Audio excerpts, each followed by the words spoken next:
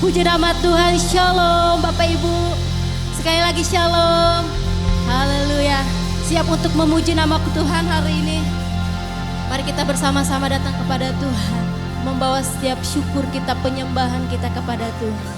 Kami mengucap syukur ya Bapa, buat kebaikan, kemurahan-Mu dalam kehidupan kami. Terima kasih Yesus. Kami mau datang kepadamu Tuhan.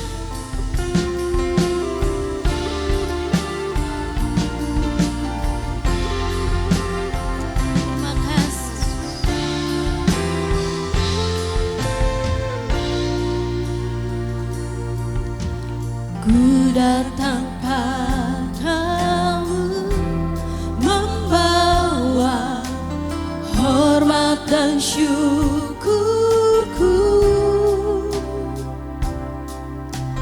Kaulah kebanggaanku, penyelamatku yang hidup.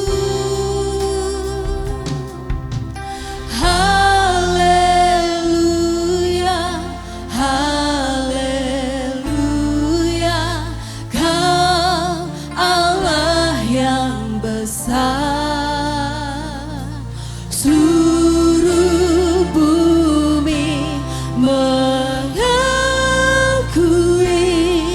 Yesus Raja di atas segalanya.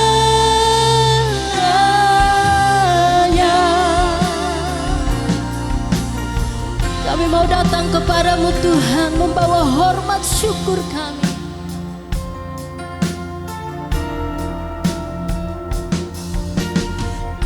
Datang padamu, membawa hormat dan syukurku.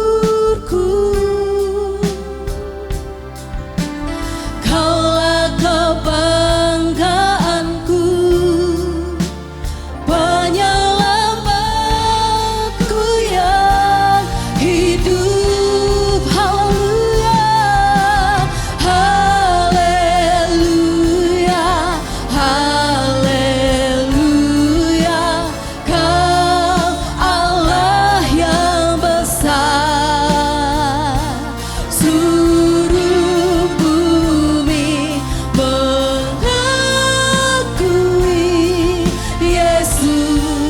Raja di atas segalanya.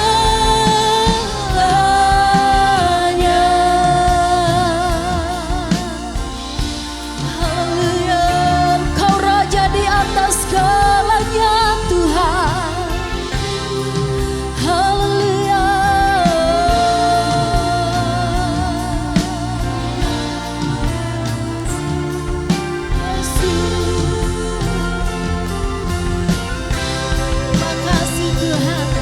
Engkau dahsyat, berkuasa, kekuatan-Mu heran. Engkau dahsyat, berkuasa, kekuatan-Mu heran. Engkau dahsyat, berkuasa, berkuasa.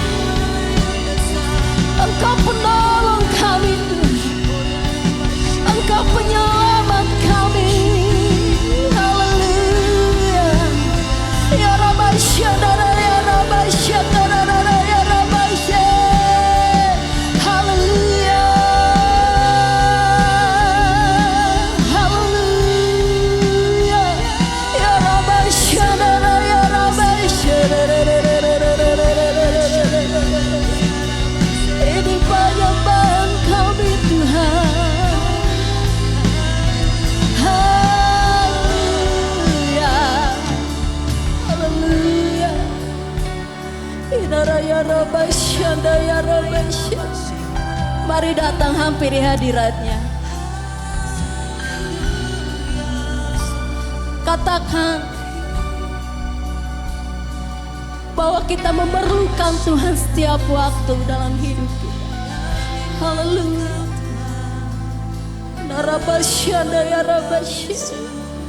Kami mau terus naikkan syukur kami buat segala kebaikan-Mu Tuhan, buat segala kemurahan-Mu dalam hidup kami.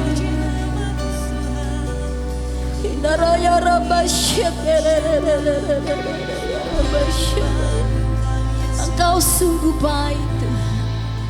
Mari kita angkat tangan kita di hadapan Tuhan, katakan haleluya, haleluya, Kau Allah yang besar. Seluruh bumi mengakui Yesus Raja di atas segalanya. Saya undang jemaat semua bangkit berdiri, katakan haleluya. Haleluya, haleluya, Kau Allah yang besar. Seluruh bumi mengakui Yesus Raja di atas segalanya.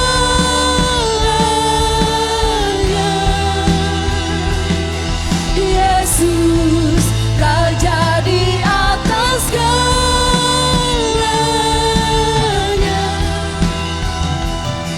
Yesus Raja di atas segalanya.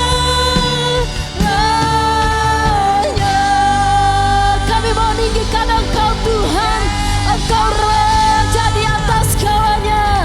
Di dalam nama Tuhan Yesus, siap memuji Tuhan, bersama-sama katakan amin. Haleluya.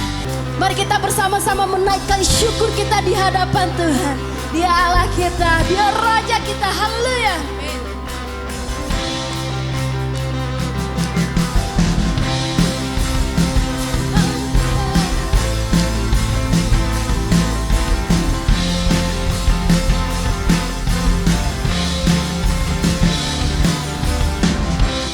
Ku naikkan syukur buat segala perbuatan-Mu dan kasih-Mu di dalam hidupku. Tiada taruhku, tiada taruhku, betapa besar kasih-Mu.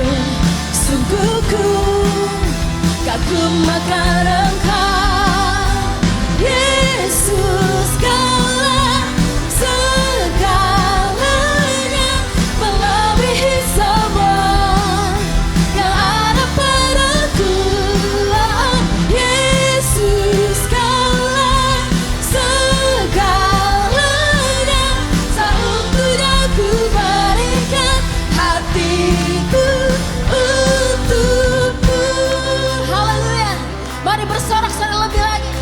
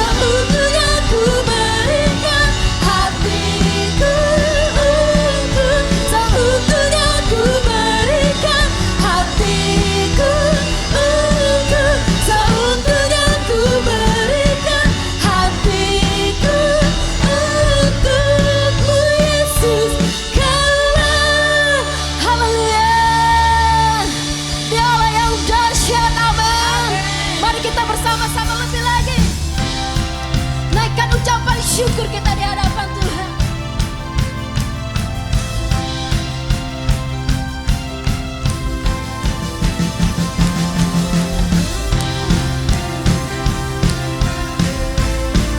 Terima kasih Tuhan. Haleluya. Kau Tuhan perlindunganku, Kau Tuhan kekuatanku, Kaulah anugerah bagiku. Kau Tuhan perlindunganku, Kau Tuhan keselamatanku, ku percaya Kau berkuasa. Janjimu nyata dalamku, ku berserah kepadamu. Sama-sama katakan haleluya. Sebab namamu besar, dahsyat-dahsyat dalam hidupku. Haleluya. Ku bersorak Yesus dahsyat, ku bersorak Yesus Kau Raja mulia.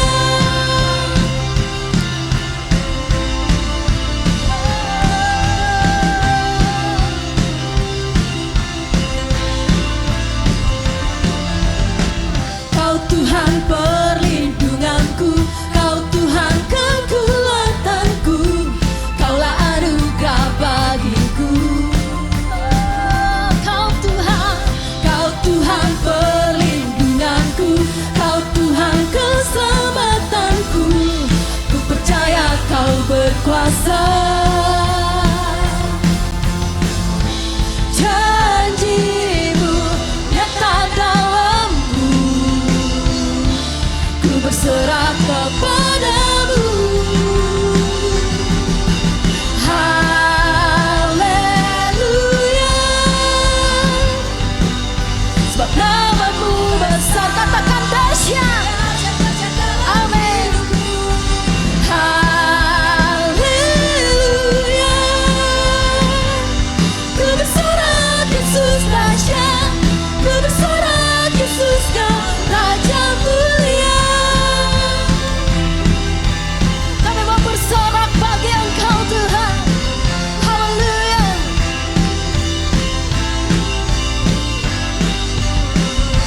Janjimu nyata dalamku, ku berserah kepadamu. Boleh lambaikan tangannya. Haleluya. Belum semua Bapak Ibu boleh angkat tangannya bagi Tuhan. Sebab namamu Haleluya. besar, Dahsyat-dahsyat dalam hidupku. Haleluya.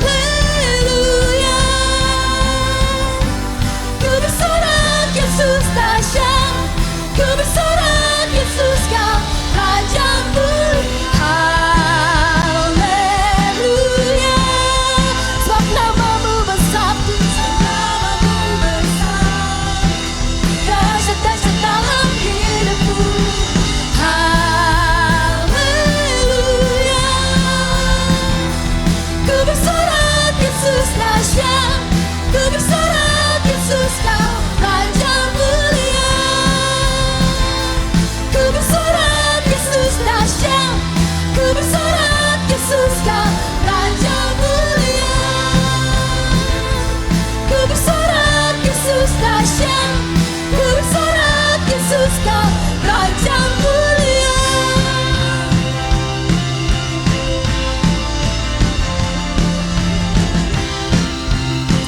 Haleluya.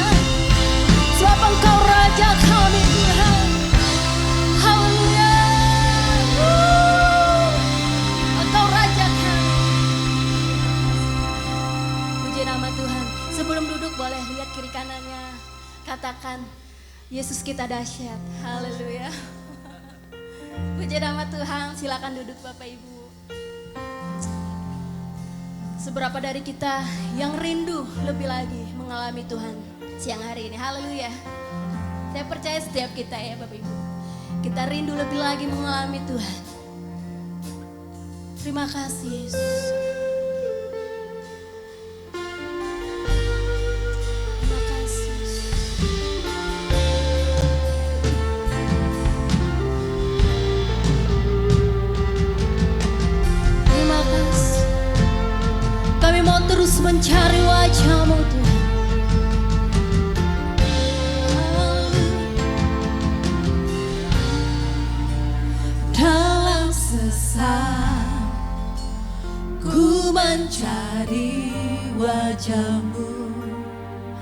bersujud menyembahmu, tak lagi berharap pada kekuatanku, ku berserah penuh. Kaulah sandaran hidupku, gunung batu dan perlindunganku, sampai akhir ku nyatakan, Yesus, hanya Engkau yang ku andalkan.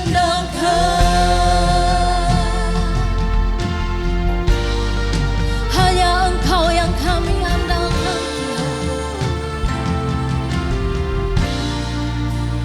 Dalam sesat ku mencari wajah-Mu, bersujud menyembah-Mu,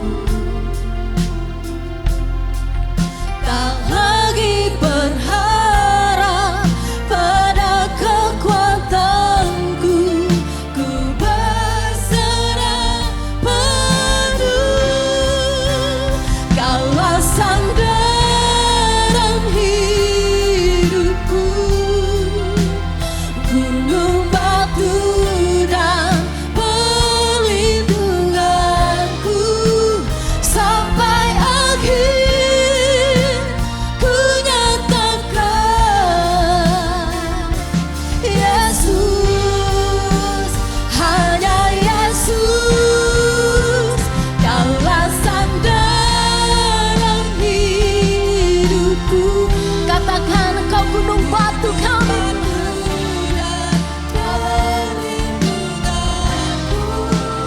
sampai akhir ku nyatakan,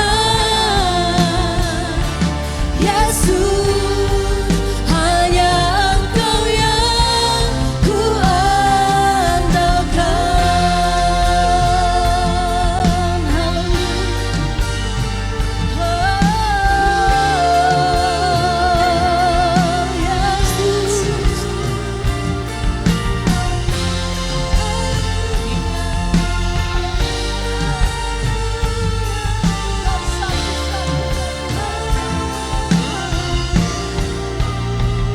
Kaulah sandaran hidupku,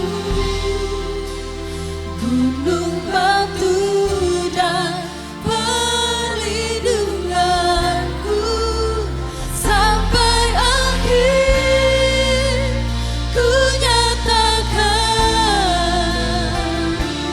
Yesus, hanya Engkau yang ku andalkan. Yesus, hanya Engkau yang ku andalkan. Haleluya. Hanya Engkau yang kami andalkan, Tuhan. Satu-satunya Tuhan dalam hidup kami. Haleluya. Haleluya. Haleluya.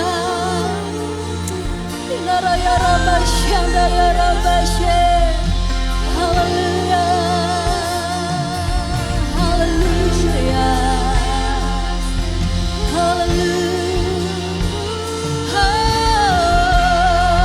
Ya rabasya, daya rabasya. Engkau Tuhan kami yang hidup. Haleluya.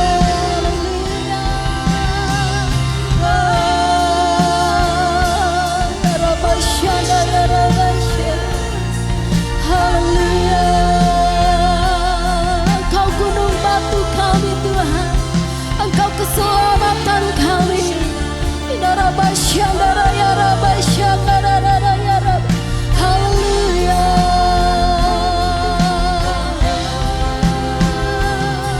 Haleluya. Haleluya.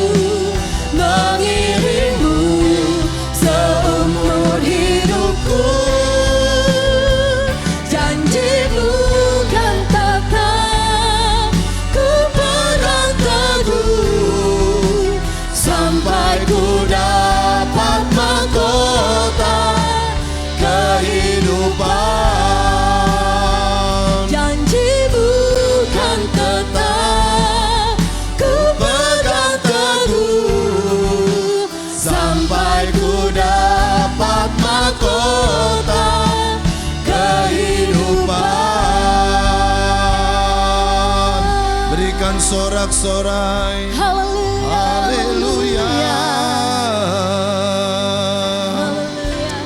Terima kasih Yesus Tuhan. Segala puji hormat syukur hanya untuk kemuliaan Allah Bapa di surga Sang Pencipta alam semesta. Segala puji hormat syukur hanya untuk kemuliaan Yesus Kristus, Tuhan dan satu-satunya juru selamat orang berdosa. Segala puji hormat syukur hanya untuk kemuliaan Roh Kudus, Roh yang menginsyafkan kami dari dosa, menghibur dan menuntun ke jalan yang benar.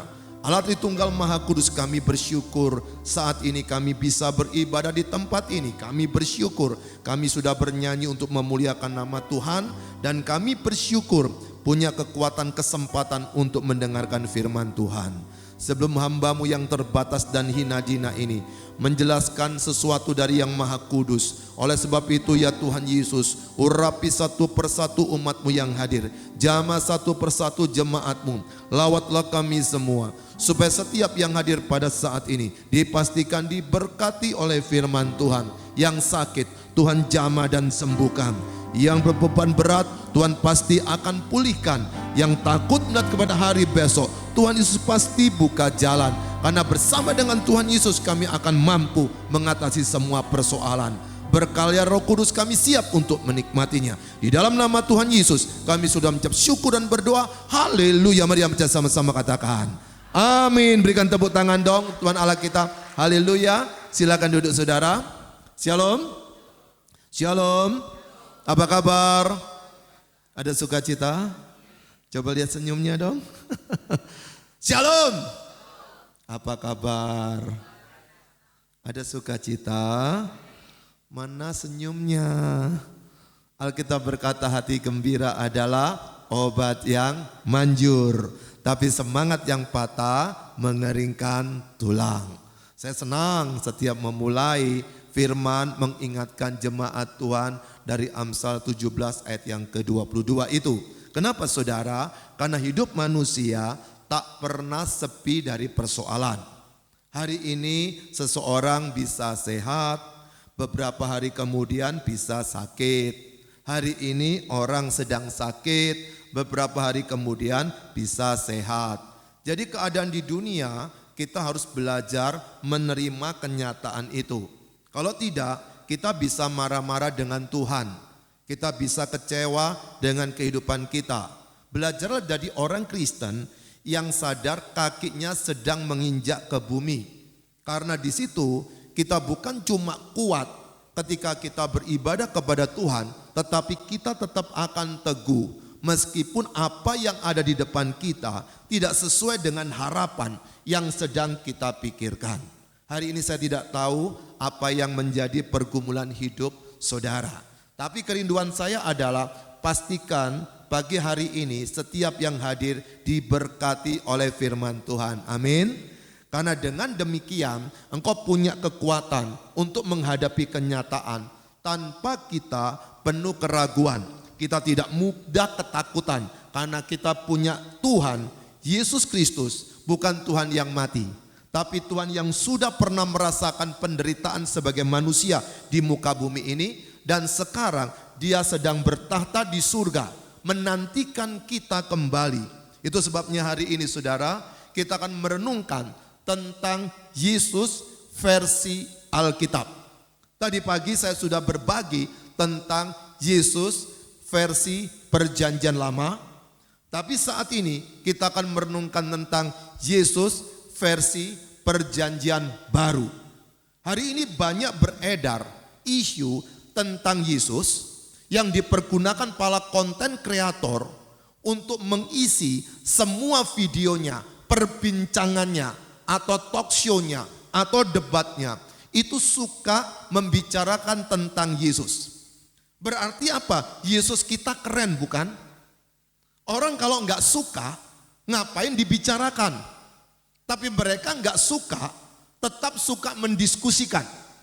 Berarti dalam diri Yesus ada magnet. Maka pada waktu orang itu boleh benci, boleh senang, boleh berpura-pura, boleh mencintai, tapi nama Yesus itu seringkali akan menjadi perdebatan. Sejak kapan? Sejak dia lahir di muka bumi ini. Saudara tahukah pada waktu ada berita tentang kelahiran seorang bayi, maka Raja Herodes memberikan perintah tentaranya untuk membunuh bayi yang usia 2 tahun ke bawah. Bulan depan saudara akan merayakan tentang kisah Allah yang turun jadi manusia. Allah yang turun jadi daging, bertemu dengan manusia. Nah, pada waktu dia lahir, terjadi kegemparan luar biasa pada waktu itu. Kenapa? Karena ada pemikiran daripada Raja Herodes, ini orang sangat berbahaya karena ada para provokator yang sedang menjelaskan dia adalah seorang raja. Maka pada waktu mendengarkan seperti itu, terjadilah gejolak yang hebat. Singkat cerita, lalu Yesus sudah tumbuh dewasa, Yesus berkarya di muka bumi. Saudara tahu, pada waktu Yesus hadir di antara mereka, di atas umur 30 tahun, ada orang buta dia celikan, ada orang tuli dia bikin bisa dengar, ada orang bisu bisa bicara, ada orang lumpuh bisa jalan, ada orang mati dia bangkitkan dan hidup kembali, ada orang kekurangan makan dia kasih makan. Tapi saudara tahu apa yang terjadi? Masyarakat pada waktu itu terprovokasi oleh ahli Taurat dan orang Farisi. Mereka bersepakat berkata, salibkan dia, salibkan dia. Tapi pada waktu Yesus di atas kayu salib, dia berkata, Bapa, ampuni mereka, karena mereka tidak tahu apa yang mereka lakukan. Itu Yesus yang dijelaskan di dalam Alkitab, khususnya dalam Perjanjian Baru. Jadi kalau saudara suka mendengarkan kisah tentang Yesus, dikutip dari kitab suci apapun juga, atau dari buku apapun juga, itu bukan Yesus yang ada di dalam Alkitab. Kalau Anda ingin mendapatkan data informasi yang valid dan informasi yang bertanggung jawab tentang Yesus, jangan cari di luar Alkitab. Apa yang diinformasikan itu adalah apa yang dipikirkan oleh pengarangnya, apa yang disampaikan oleh orang-orang itu dengan tujuan mereka masing-masing. Contohnya, berapa banyak hari ini di Eropa dan di Amerika, mereka dilahirkan ketika dari keluarga Kristen, namun mereka tidak pernah menjadi orang yang percaya kepada Yesus. Kenapa saudara lihat hari-hari ini banyak gereja dijual? Kenapa hari ini banyak orang suka nongkrong di gereja? Sesungguhnya bukan suka dengan Yesus, tapi suka dengan apa yang bisa didapat dari Yesus. Apa itu contohnya? Mujizat. Jadi ingat Yesus, ingat mujizat. Ingat Yesus, ingat kesembuhan. Ingat Yesus, ingat berkat. Saudara, itu terlalu remeh. Maka pada waktu kita ingat Yesus, pastikan seperti apa yang dijelaskan oleh Alkitab. Mari buka kitab kita saudara. Kalau tadi pagi dari kitab Zefanya, sekarang kita akan merenungkan dari Injil Matius. Matius pasal yang ke-9, kita akan lihat ayat yang pertama hingga ayat yang ke-8. Ada ayat yang akan kita baca hari ini. Saya rindu saudara membaca dengan perlahan-lahan, nikmati baik-baik. Karena apa? Karena yang akan mengubah hidup saudara adalah firman Tuhan. Tidak semua yang saya katakan ini firman Tuhan. Ada banyak firman juanda. Firman juanda bisa salah, bisa keperucut slip of tongue dari lidah saya. Tapi firman Tuhan nanti itu yang saya baca, yang saya sampaikan dari firman Tuhan. Oleh sebab itu sebelum kita merenungkan bagian ini, kita akan bersama-sama membaca firman Tuhan tersebut. Yang sudah ketemu katakan amin. Yang di belakang aman bu? Puji Tuhan. Kalau sudah ketemu semua, saya undang saudara bangkit berdiri ya. Biar emosi sama saya, orang emosi itu batal nggak jadi ngantuk ya. Mungkin lagi chattingan, lagi buka video, suruh berdiri. Gerakkan badan Anda sejenak supaya oksigen bisa naik ke otak. Kalau otak ada oksigen, Anda akan tidak jadi ngantuk. Kenapa orang bisa menguap begini? Oksigennya sudah berkurang. Makanya kalau oksigen berkurang, kita rasanya mau ngantuk. Tapi kalau enggak ada oksigen, kira-kira orang itu jadi apa ya? Nah itu sebabnya saudara, pastikan ada oksigen di otak. Itu yang membuat kita bisa menikmati hidup lebih baik. Nah, kita akan baca bagian ini bersama-sama. Saya tak minggir supaya saudara bisa leluasa melihat ini dengan jelas. Siap membaca bagian ini? Baca yang keras ya. Berteriak tapi nikmati baik-baik. 2, 3.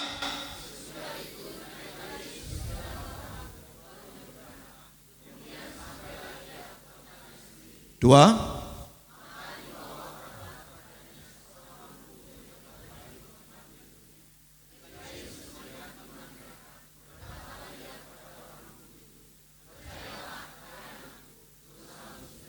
Tiga.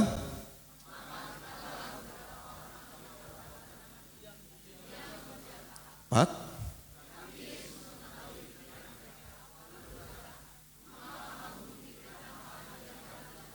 Lima.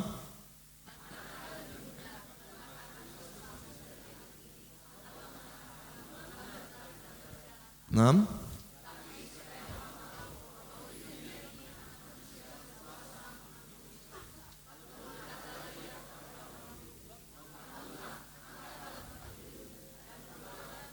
Tujuh.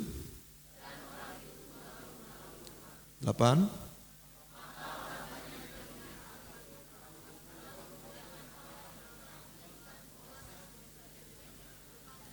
Amin. Silakan duduk. Berbahagia kita yang sudah membaca atau mendengarkan suara tetangganya. Simpanlah baik-baik ayat-ayat tersebut. Karena suatu hari kalau engkau tidak merekamnya di dalam memori otak, maka kita tidak mungkin bisa memperkatakan firman. Orang tidak mungkin bisa melakukan firman kalau tidak terbiasa memperkatakan firman. Semuanya terkait jadi satu di dalam orang tersebut. Jadi kalau ada orang tidak bisa jadi pelaku firman, kenapa? Karena dia nggak ada yang dihafal firmannya. Ketika dia ingin menghafal tapi tidak suka baca Alkitab, dia tidak mungkin mendapatkan manfaat dari firman Tuhan. Nah, saudara yang dikasih Tuhan, dari pembacaan kita Matius pasal 9 ayat pertama sampai ke-8 ada satu kisah menarik tentang bagaimana Yesus pada waktu setelah dia dibaptis, pada waktu dia telah berpuasa, dia bekerja. Karena apa? Karena dia sedang menyiarkan, memberitakan Injil Kerajaan Allah. Dia sedang menyiarkan siapa dirinya itu di antara orang-orang Yahudi. Dia sedang memperkenalkan siapa dirinya. Tetapi seringkali pada waktu orang mengkhotbahkan bagian ini, yang menjadi fokusnya adalah apa yang dikerjakan Yesus yang terkait dengan mujizat. Tapi kalau engkau perhatikan, mujizatnya ada di bagian paling bawah. Tetapi pada waktu kita lihat bagian ini, Yesus sedang memproklamasikan dirinya, tetapi dengan berhati-hati.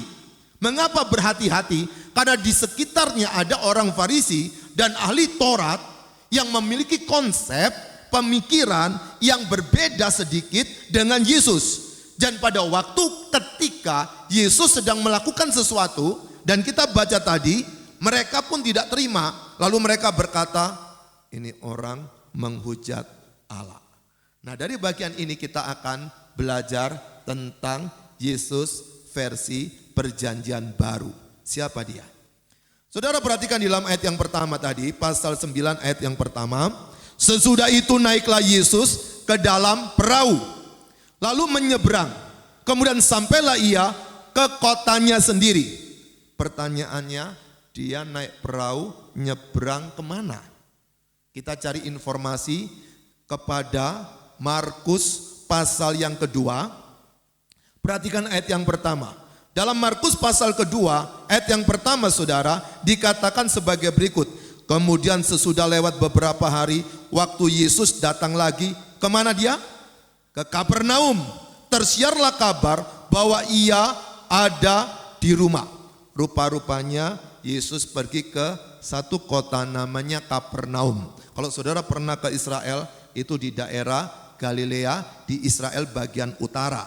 Nah, pada waktu di Kapernaum, menurut informasi teks ini, dia sedang ada di rumah. Saya nggak tahu ini rumahnya siapa, rumah temannya kah, rumah kontrakan kah, rumah suruh nempati kah. Yang penting dia ada di sebuah rumah. Nah, pada waktu dia ada di sebuah rumah, lalu di ayat yang keduanya berkata sebagai berikut. Maka datanglah orang-orang berkerumun sehingga tidak ada lagi tempat, bahkan di muka pintu pun tidak. Sementara ia memberitakan apa? Firman kepada mereka. Rupa-rupanya pada waktu Yesus ada di rumah itu, orang datang kumpul semua, bahkan sampai meluber keluar. Di depan pintu pun itu orang tidak bisa lagi lihat Yesus. Berarti ini hebat, luar biasa Yesus itu. Betapa dia menarik banyak orang ingin mengetahui siapa Yesus tersebut. Nah, saudara perhatikan di ayat yang kedua, maka datanglah orang-orang berkerumun. Siapakah orang-orang ini? Kita cari tahu kepada Injil Lukas. Di dalam Injil Lukas, saudara, pasal yang kelima. Injil Lukas pasal yang kelima, perhatikan ayat yang ke-17. Injil Lukas pasal yang kelima, ayat yang ke-17 berkata sebagai berikut. Pada suatu hari ketika Yesus mengajar, ada beberapa, perhatikan, ada beberapa, yang pasti lebih dari satu. Maka muncul istilah beberapa. Ada beberapa orang apa? Farisi dan ahli Taurat. Dan orang-orang ini duduk mendengarkannya. Berarti dia nongkrong di dalam. Dia dekat sekali dengan Yesus. Jadi orang Farisi dan ahli Taurat ini sepertinya ketika tahu Yesus ada di Kapernaum, dia bersegera untuk dekat-dekat dengan Yesus. Kan mereka nggak suka aslinya. Tapi kok suka kumpul ya, keren nggak ya?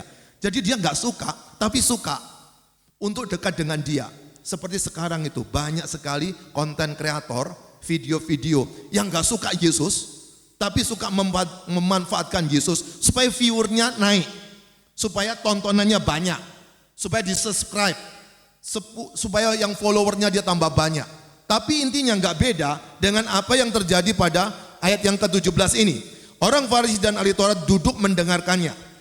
Lalu dari manakah mereka? Mereka datang dari semua desa. Perhatikan, semua desa di Galilea. Saudara, Galilea itu danau, itu muter. Kapernaum ada di utara. Kapernaum ini tempat di mana Yesus pernah mengutuki kota ini juga.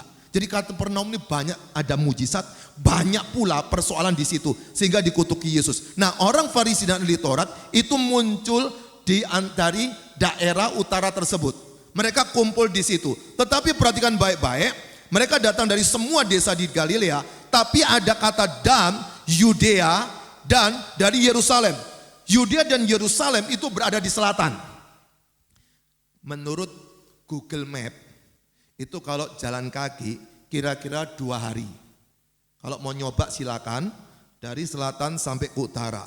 Tetapi persoalannya adalah orang Farisi dan ahli Taurat ini ada kemungkinan mereka bukan sedang jalan, tapi mungkin mereka sudah stay, tinggal di daerah Galilea tersebut. Lalu apa yang dikatakan di dalam teks itu?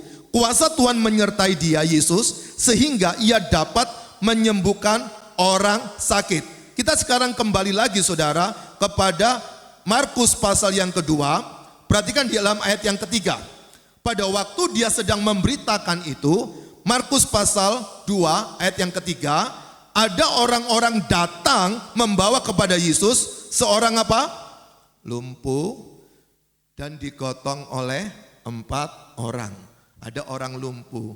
Menurut tradisi kuno, orang lumpuh itu adalah orang yang berdosa atau terkutuk seperti orang kena kusta. Tapi ada lagu, lumpuhkanlah ingatanku. Pernah tahu lagu itu? Yang ini ingin disembuhkan lumpuh, tapi lagu itu menjelaskan lumpuhkanlah ingatanku. Enak-enak enggak lumpuh tapi minta lumpuh juga. Atau lagunya Agnes Mo Paralyze itu kan juga tentang lumpuh. Gak tahu ya orang-orang kenapa ketika ingin mencintai seseorang ingin dilumpuhkan. Tapi kasus ini adalah orang yang lumpuh secara fisik. Jadi lumpuh secara fisik dia tidak bisa jalan. Kalau orang berkata lumpuh pada waktu itu, kemungkinan besar adalah lumpuh sejak lahir. Dan kemungkinan besar adalah karena dosa atau karena ada kutukan. Maka pada waktu dijelaskan di dalam itu, ada orang yang datang membawa kepadanya seorang lumpuh, digotong oleh 4 orang. Ayat yang keempat berkata sebagai berikut, tetapi mereka tidak dapat membawa kepadanya. Mengapa? Karena orang banyak itu. Ingat, sudah sampai depan pintu mereka bergerombol, lalu mereka membuka atap yang di atasnya. Sesudah terbuka mereka menurunkan tilam, tempat orang lumpuh itu terbaring. Kita kembali saudara kepada Injil Matius pasal yang ke-9 tadi. Injil Matius pasal yang ke-9, kita akan lihat apa yang sedang Yesus kerjakan atau siapakah Yesus sesungguhnya. Ada 4 hal yang menarik dari bagian ini. Maka pasal 2 ayat yang Matius pasal 9 ayat yang ke-2. Maka dibawa oranglah kepadanya seorang lumpuh yang terbaring di tempat tidurnya. Di sini kan tidak jelaskan dibawa orang kepadanya berapa, tapi tadi kita sudah baca ada 4 yang gotong kan dan 1 yang lumpuh. Maka dibawa oranglah kepadanya seorang lumpuh yang terbaring di tempat tidurnya. Ketika Yesus melihat iman mereka. Saudara, yang pertama, siapakah Yesus? Yesus bisa lihat iman orang. Pertanyaannya, siapa yang bisa lihat iman seseorang kalau bukan dia adalah sang pencipta orang itu? Atau bahasa lainnya adalah kalau bukan dia adalah Allah sendiri yang hadir di tempat itu. Perhatikan baik-baik, Yesus melihat iman siapa? Iman siapa itu? Mereka. Mereka itu kata ganti orang ketiga jamak. Pasti lebih dari 1. Berarti kalau lebih dari 1, kira-kira itu imannya siapa? Yang lumpuh atau yang gotong atau yang lumpuh dan gotong? Lumpuh dan gotong. Berarti Yesus melihat iman mereka. Jadi pada waktu mereka membawa kepada Yesus, karena dia adalah Allah, tentu saja dia tahu sebelum datang ke sini, orang lumpuh itu pasti mikir dia tidak mungkin ketemu Yesus. Tapi tiba-tiba ada yang gotong, ada 4 orang tadi. Saya nggak tahu ya mereka ini saling kenal atau tidak. Tapi intinya adalah tiba-tiba orang yang bisa menggotong tandu tadi membawa orang yang lumpuh ini. Betapa baik bukan? Orang yang membawa orang kepada Yesus ini. Mungkin ketika diajak, Pak, ayo kami gotong Pak kepada Yesus. Kalau dia mungkin sudah berobat sekian lama, mungkin dia sudah pergi ke dukun-dukun pada waktu itu, para penyihir pada waktu itu, mungkin orang lumpuh akan berkata begini, percuma, sama aja kok. Tetapi ternyata pada waktu mau diajak, mereka mau menggotong 1 orang lumpuh ini dan bersama-sama untuk ketemu Yesus.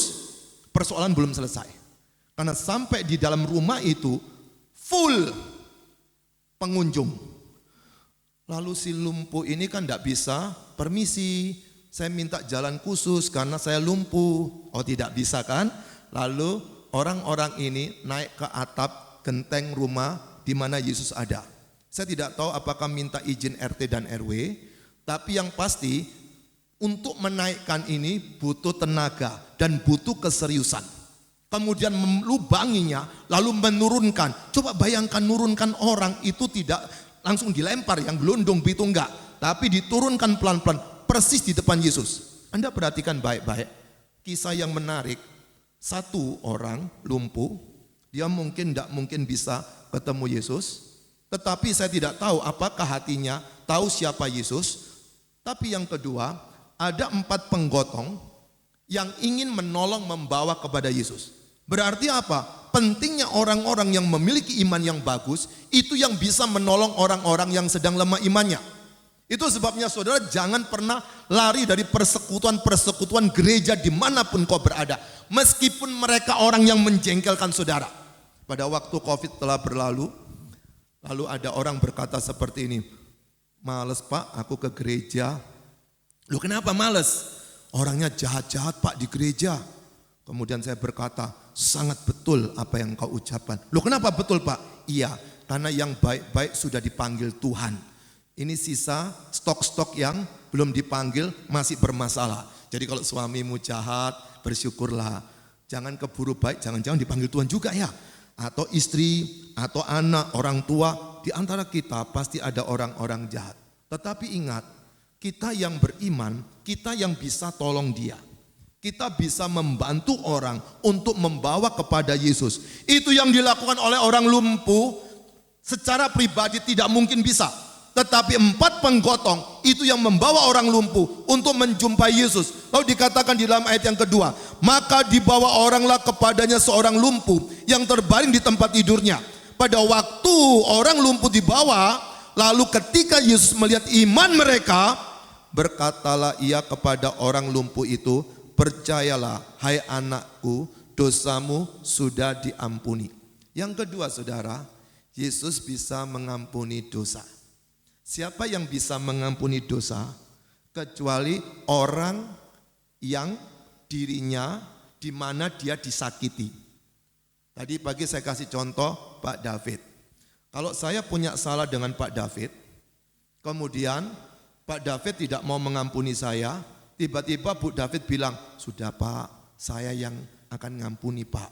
Saya dengan Pak David kan sudah jadi satu Pak. Jadi pasti saya akan berkata, ampuni aja Pak Juanda. Lalu saya tanya Pak David sudah mengampuni saya? Belum. Yang mengampuni kan istri. Jadi orang kalau bersalah dengan seseorang, yang bisa menyelesaikan adalah orang ini dan orang itu. Enggak bisa ada perwakilan. Maka pada waktu Yesus berkata, dosamu sudah diampuni. Karena orang itu berdosa kepada Yesus, ketika orang itu dilihatnya beriman kepada Yesus, Yesus berkata, dosamu sudah diampuni. Bagaimana Yesus bisa mengampuni dosa? Karena dia adalah Allah. Tapi ingat, di atas tadi dikatakan Yesus melihat iman mereka. Saudara, ada 3 pilar ketika orang bicara tentang iman. Ada bahasa Yunani berkata seperti ini, notitia atau noticia. Iman pertama dasarnya adalah pengetahuan. Orang tidak mungkin jumpa Yesus kalau dia tidak tahu ada orang namanya Yesus. Bagaimana saudara bisa beriman kepada Yesus kalau enggak tahu Yesus ada apa enggak? Saya mau tanya, di sini siapa yang pernah lihat hatinya? Saudara punya hati ya? Di mana hatinya? Ini kan hepar, yang sakit hepatitis tadi. Hatimu yang suka berkata ini baik, itu salah, di mana letaknya? Ada yang tahu? Tidak ada yang tahu kan? Tapi saudara percaya. Sekarang saya kasih yang lebih gampang lagi. Siapa di sini tahu dirinya punya jantung? Pernah lihat? Tidak pernah. Kalau ini Anda tahu, lalu percaya kan? Kalau enggak tahu enggak bisa kan? Harus tahu dulu. Itu notisia, pengetahuan. Tapi yang kedua, kita harus setuju atau bersepakat bahwa itu benar. Ketika orang itu tidak setuju, tidak sepakat bahwa itu ada dan benar-benar ada, maka dia tidak mungkin akan percaya bahwa Yesus itu ada. Jadi saya tidak tahu pada waktu itu mereka lihat Yesus enggak lewat di depannya. Tapi ada informasi Yesus lagi di rumah. Maka mereka punya pengetahuan, coba kita bawa ke Yesus. Siapa tahu dia bisa jumpa Yesus. Lalu yang kedua, bersepakat untuk bawa ke Yesus. Tapi langkah yang ketiga saudara, iman itu dibangun daripada penyerahan. Dia menyerahkan diri kepada siapa yang dia imani. Kalau orang itu beriman kepada seorang dukun, dia mau diapa-apakan sama sang dukun tadi. Tapi kalau dia mau beriman kepada Yesus, berarti dia mau menyerahkan dirinya bahwa Yesus sanggup mengubah hidupnya. Banyak orang ketika beriman kepada Yesus cuma sampai kepada pengetahuan. Dia tahu siapa Yesus. Tapi kemudian kalau ditingkatkan lagi, kenapa kamu mesti beriman kepada Yesus? Ya katanya. Lu kata siapa? Ya katanya. Tetapi orang seperti ini, dia tidak punya kekuatan yang teguh. Mengapa harus percaya kepada Yesus? Kecuali dia sepakat bahwa Yesus itu adalah Tuhan, Yesus adalah juru selamat, maka dia bisa nikmati hal yang ketiga. Dia mau menyerahkan dirinya kepada Yesus. Dia mau ikut apa kata Yesus. Jadi iman paling dasar dia punya pengetahuan. Kemudian meningkat, dia punya persetujuan. Lalu yang ketiga, dia ada penyerahan. Nah, pada waktu ini terjadi saudara, pada waktu mereka tahu ada Yesus, mereka ingin bawa ke Yesus, tapi mereka punya persetujuan atau kesepakatan dalam dirinya bahwa Yesus bisa menyembuhkan. Maka mereka bawa ke Yesus. Pada waktu bawa ke Yesus, perjuangannya kan gak gampang. Mereka menyerahkan diri, coba kita naikkan ke lantai 2 untuk dipertemukan dengan Yesus. Dia mau lakukan sesuatu yang begitu sulit karena begitu yakin kepada siapa mereka sedang datang pada waktu itu. Hari ini saudara, mengapa begitu banyak orang yang tidak bisa bertahan mengikuti Yesus? Karena dia tidak pernah menikmati kesepakatan bahwa Yesus adalah Tuhan dan Juru Selamat. Meskipun suatu hari seakan-akan Yesus tidak menolong dirinya. Dia punya iman seperti Sadrak, Mesak, Abednego. Meskipun tidak selamatkan dari perapian, mereka tetap akan percaya kepada Yahweh pada waktu itu. Tetapi bagaimana dengan hidup kita? Ketika kita menghadapi tekanan, ketika kita menghadapi persoalan, kadang-kadang yang kita ingat bukannya Yesus, tetapi persoalan tersebut. Tapi menariknya saudara, dikatakan di bagian itu, ayat yang kedua, maka dibawa oranglah kepadanya seorang lumpuh yang terbaring di tempat tidurnya. Ketika Yesus melihat iman mereka, berkatalah kepada orang lumpuh itu, dikatakan, percayalah hai anakku, dosamu sudah diampuni. Berarti orang lumpuh tersebut, perhatikan, dia ngomong seperti ini kepada orang lumpuh saja. Kepada orang lumpuh itu, percayalah. Bahasa lain percayalah adalah kuatkanlah hatimu. Dosamu sudah diampuni. Berarti apa? Pada waktu orang lumpuh itu datang, orang lumpuh itu punya pengharapan yang luar biasa supaya mendapatkan kesembuhan dari apa yang Yesus mau kerjakan.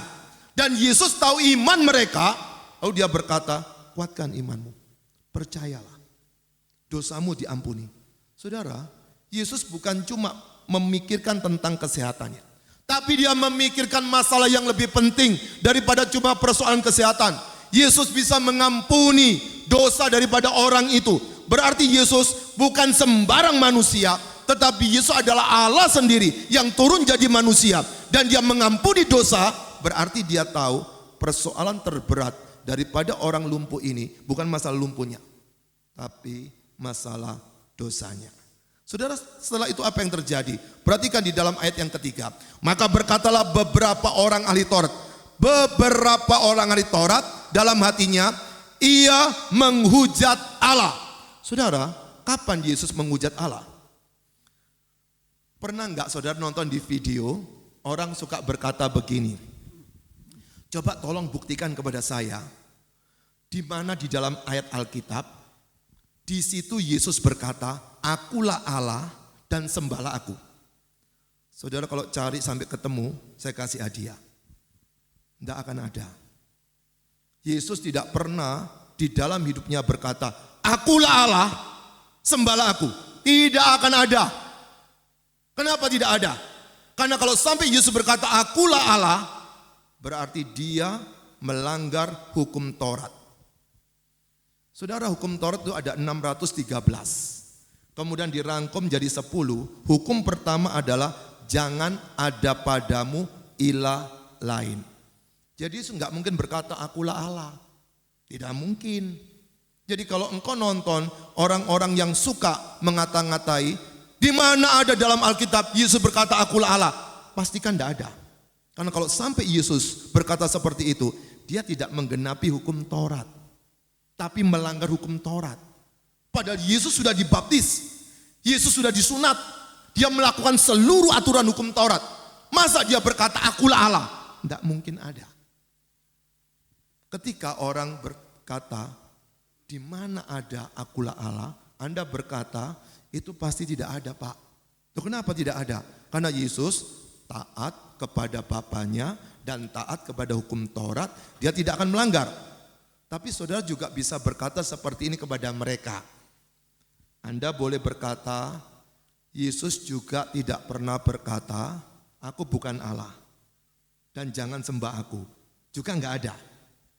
Tapi yang ini, itu yang untuk yang ringan. Tapi yang tadi itu untuk yang berat. Jadi kalau dia tanya, di mana buktikan Yesus itu berkata akulah Allah? Pasti tidak ada, karena dia adalah menggenapi hukum Taurat. Tetapi pada waktu Yesus berkata, dosamu sudah diampuni. Rupa-rupanya beberapa ahli Taurat langsung sadar, ini orang menyamakan dirinya dengan Allah. Dia menghujat Allah. Padahal Yesus tidak pernah berkata akulah Allah. Tapi dia berkata, dosamu sudah diampuni. Saudara, Yesus sedang memproklamasikan dirinya. Caranya sangat halus. Dia nggak langsung konfrontasi. Karena dia tidak akan merusak keyakinan mereka kepada kitab para nabi Musa dengan hukum Tauratnya. Itu juga dari dia karena dia adalah Allah. Tapi dia berkata dosamu sudah diampuni. Yesus tahu apa yang sedang dibutuhkan oleh manusia. Jadi kalau hari ini engkau ingin menjadi berkat bagi orang lain, mungkin kau tidak berani langsung memberitakan Injil. Tunjukkan kebaikan hatimu kepada tetanggamu, tunjukkan kebaikan hatimu kepada suamimu, tunjukkan kebaikan hatimu kepada istrimu, tunjukkan kebaikan hatimu kepada teman-teman kuliah atau sekolahmu. Tunjukkan siapa dirimu. Kadang kita tidak berani menceritakan Yesus secara langsung.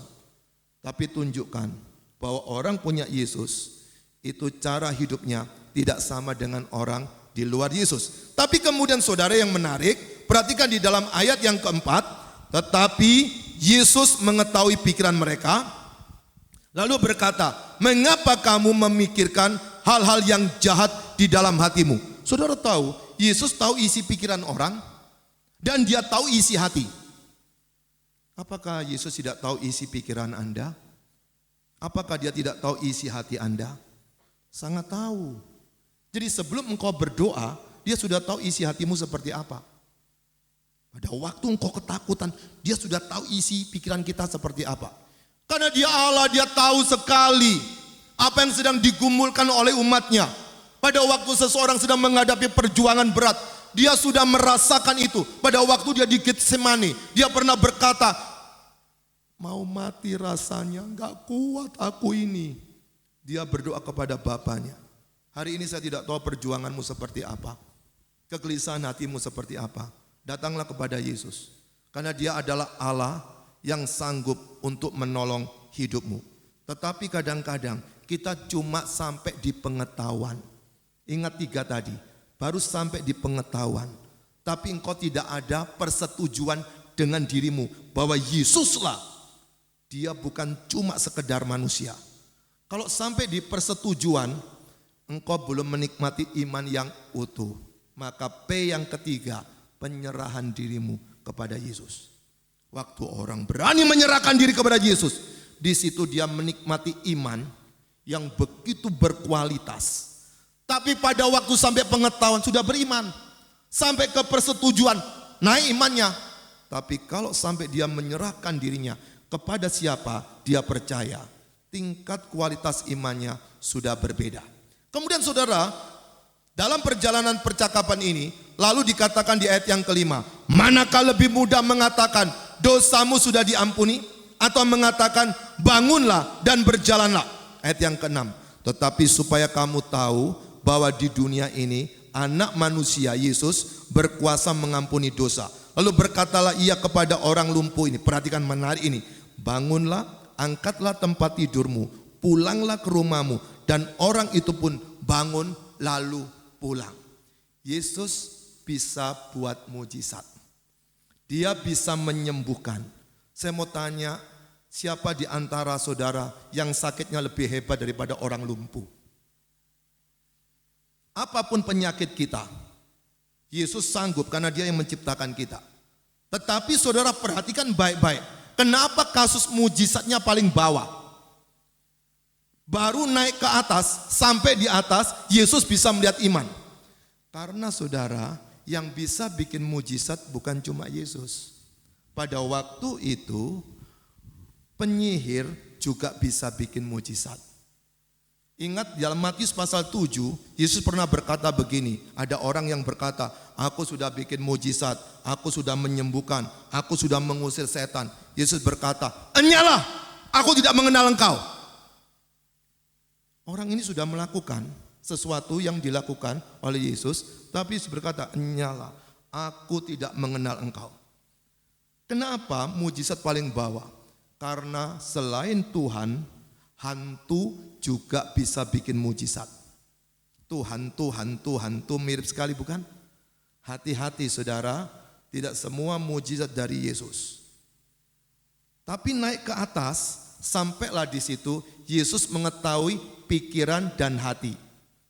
Orang yang suka pakai ilmu telepati, orang yang suka membaca pikiran, itu bisa juga mengendalikan pikiran kita. Bisa juga mengendalikan mood hati kita. Berarti apa? Itu bisa dilakukan oleh banyak orang. Tetapi meningkat ketika mengampuni dosa. Gak ada satupun yang bisa mengampuni dosa. Meningkat ke atas lagi, bisa melihat iman. Siapa yang bisa melihat iman kita? Tidak ada yang bisa melihat iman kita. Hari ini saudara, saya tidak tahu apa yang sedang kau hadapi. Tapi yang saya tahu, ketika engkau percaya kepada Yesus, engkau tidak salah alamat. Tapi persoalan adalah bagaimana imanmu hari ini? Apakah imannya cuma pengetahuan tentang siapa Yesus? Apakah sudah meningkat kepada iman yang ada persetujuan, kesepakatan bahwa Yesus layak aku imani? Apakah bisa meningkat lagi kepada iman penyerahan? Betul-betul aku akan serahkan hidupku kepada Yesus. Pergumulan kita di nomor 2 dan nomor 3. Maka pada waktu Yesus sudah bikin banyak mujizat. Perhatikan di ayat yang terakhir, apa respon daripada orang-orang. Perhatikan ayat yang ke-8. Dikatakan seperti ini. Bisa muncul ayat yang ke-8? Maka orang banyak yang melihat hal itu takut, lalu memuliakan Allah yang telah memberikan kuasa sedemikian itu kepada siapa? Kepada siapa? Tetap mereka mengatakan manusia. Perhatikan baik-baik. Yesus sudah tunjukkan 4 hal, tapi mereka tetap berkata kepada manusia. Yesus sudah menunjukkan 4 hal yang luar biasa kepada orang lumpuh tersebut, tapi mereka yang melihat tetap berkata kepada manusia. Kenapa kita nggak bisa bertahan untuk ikut Yesus? Karena kita pikir dia cuma manusia. Kenapa ada orang yang terlambat menikah, lalu kemudian dia ketakutan, lalu menikah dengan orang yang tidak percaya Yesus? Berapa banyak pada mulanya dia aktif pelayanan, tiba-tiba suatu hari karena ingin naik pangkat atau ingin dapat uang banyak, dia bisa tinggalkan Yesus. Karena yang dia pikir cuma Yesus itu manusia. Maka pada waktu dia pikirkan manusia, dia tidak ada penyerahan kepada Yesus. Kenapa kita tidak bisa menikmati Yesus setiap hari? Karena kita gagal paham, memahami siapa Yesus. Dan apa yang terjadi setelah itu saudara? Waktunya habis. Mari bangkit berdiri yuk. Jangan khawatir, saya lihat jam kok. Saya tidak akan melanggar aturan lalu lintas. Saudara yang dikasih Tuhan, silakan bangkit berdiri. Udah selesai, ayo bangkit berdiri. Iya. Saudara, hari ini kita merenungkan 4 hal tentang apa yang dikerjakan Yesus. Itulah Yesus yang dijelaskan Alkitab, perjanjian baru khususnya. Dia bisa lihat iman saudara. Mungkin hari ini engkau cemas, engkau takut, engkau khawatir. Lawannya apa? Beriman. Kalau orang beriman, kekhawatirannya menurun. Lihat tangan saya, ini bukan sulap, bukan sihir. Kalau engkau sedang beriman, kekhawatiranmu menurun. Kalau kecemasanmu naik, berimanmu turun. Kalau berimanmu naik, ketakutanmu turun. Silakan pilih sendiri. Engkau ingin menaikkan imanmu, ini sampah akan turun. Tapi kalau engkau suka memelihara sampah, kekhawatiran, ketakutan, kegelisahan, itu naik, imanmu turun. Itulah yang jenis ketiga tadi. Bukan cuma pengetahuan tentang Yesus, tapi kita ada persetujuan bahwa Yesus layak dipercayai. Tapi meningkat lagi, kita bukan cuma setuju Yesus itu adalah Tuhan dan Juru Selamat, tapi kita mau menyerahkan diri untuk Dia. Apapun resikonya, Yesus bisa lihat iman kita. Yang kedua, Yesus bisa ampuni dosa Anda. Yang membuat engkau tidak bisa nikmati Yesus tiap hari bukan kurang doa, tapi ada dosa. Saya tidak tahu dosa apa yang kau simpan. Mungkin suka nonton film porno, mungkin suka selingkuh dengan siapapun juga, mungkin kau suka berbuat jahat. Mungkin engkau suka menjelek-jelekkan orang, saya tidak tahu. Yang saya tahu Yesus tidak suka itu. Kalau Yesus tidak suka itu, engkau susah bersekutu dengan Yesus. Makanya engkau rasa, kenapa hidupku jauh sekali dengan Yesus? Yang jauh bukan Yesus. Yesus maha hadir, itu khotbah tadi pagi. Dia ada di antara kita. Tapi engkau yang menjauhkan diri dari Yesus. Kalau hari ini engkau mau mengaku dosa, minta ampun kepada Tuhan, Yesus langsung mengampuni dosamu.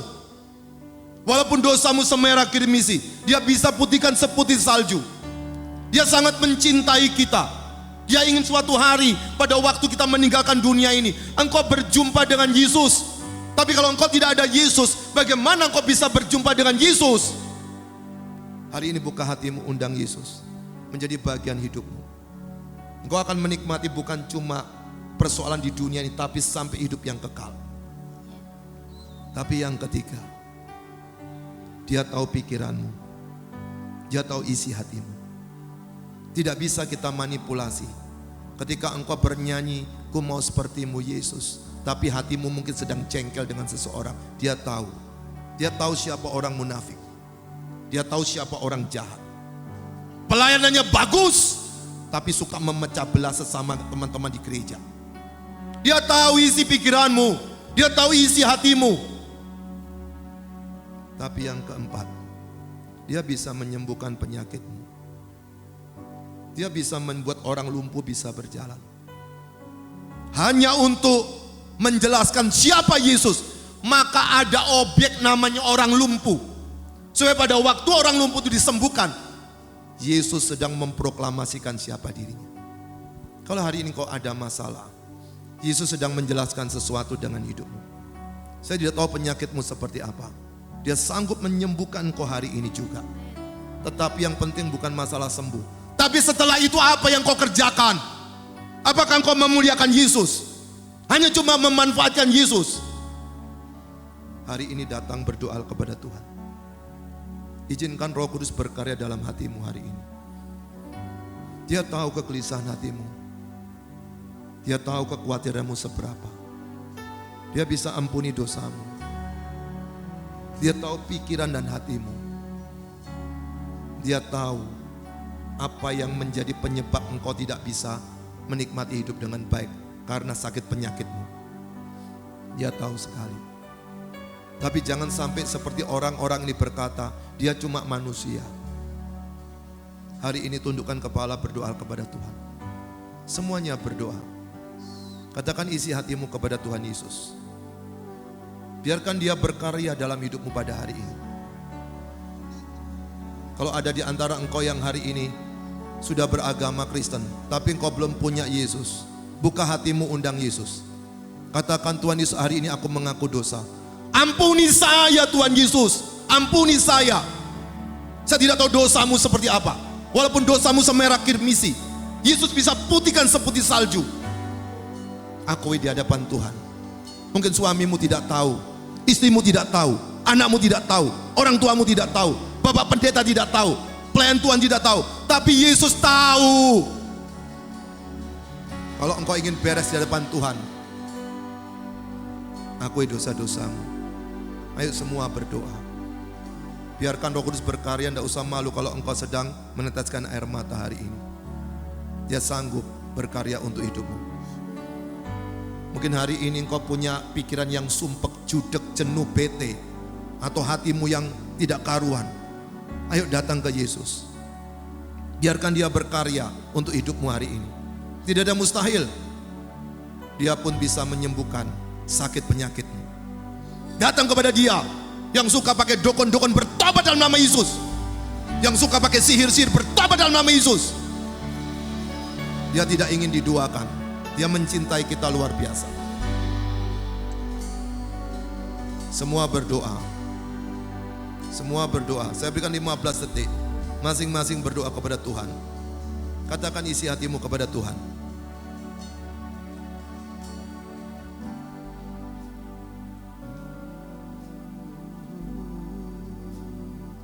Terus berdoa. Katakan isi hatimu kepada Tuhan.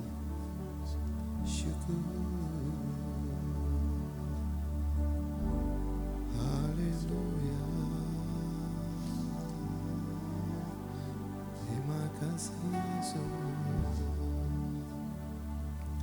Sekali Yesus, selamanya Yesus, harapanku tak akan hilang, karena kasih-Nya selama ku ada. Oh Yesusku, ku cinta Kau selamanya. Mari kita pujikan sekali Yesus. Sekali Yesus, selamanya Yesus, harapanku Tak akan hilang, karena kasih-Nya sekarang ku ada. Oh Yesusku, ku cinta Kau selamanya. Benar ya Tuhan, sekali Yesus tetap Yesus dalam hidup kami Tuhan. Biar kuasa Roh Kudus-Mu menuntun setiap kami untuk kami memiliki pengenalan yang benar akan Engkau ya Tuhan. Engkau Allah yang hidup, yang mampu mengampuni setiap dosa kami ya Tuhan. Di dalam nama Tuhan Yesus Kristus kami sudah berdoa dan mengucap syukur, haleluya. Amin. Jutaan jemaat yang dikasih Tuhan Yesus, sebentar kita akhiri ibadah kita pada siang hari ini. Saya undang kita angkat kedua belah tangan kita, arahkan hati kita, fokuskan dan terus terhubung dengan Yesus senantiasa. Pergilah, pulanglah dan jadilah saksi-saksi Kristus. Mari jemaat yang dikasih Tuhan, terimalah berkat damai dan sejahtera daripada Allah Bapa, kasih karunia daripada Tuhan Yesus Kristus, dan persekutuan Roh Kudus yang indah dan manis menyertai setiap kita semua, mulai daripada siang hari yang indah ini sampai hari Maranatha. Tuhan Yesus menjemput setiap kita di awan-awan yang permai. Setiap kita yang percaya menerima, kita sama-sama katakan amin. Tuhan Yesus berkati.